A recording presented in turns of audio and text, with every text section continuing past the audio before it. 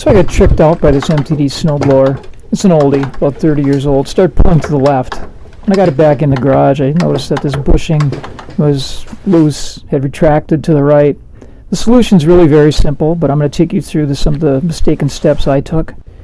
I mean, sometimes when you troubleshoot, you miss something simple at first, but eventually you'll learn something from your mistakes. I'm going to quick take this cover off and have a look underneath there, see if we can learn anything. Other than the bushing, it looks like things are in order in there. A little look at the action taking place under that cover. Taking a few taps like this proved to be pointless. There's a cotter pin in there by that gear that's going to prevent any movement. There's no real reason to pull both wheels off, but we'll do it anyway.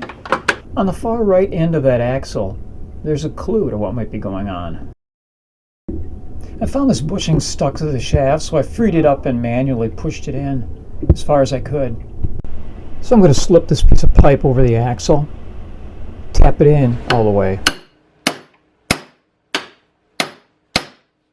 But upon testing it, shortly thereafter, that bushing slipped back out again and the wheel became loose.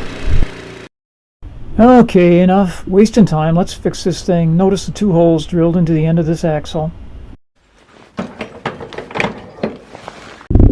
And I've been using the outside hole.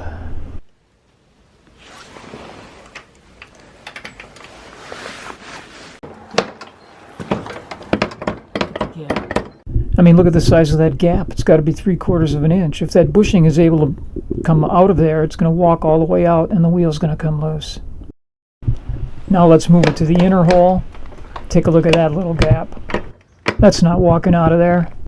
So just a matter of using that inner hole instead of the outer one. Been performing well in a couple of snowfalls since then. Thanks for watching, and please subscribe to this channel for more useful information.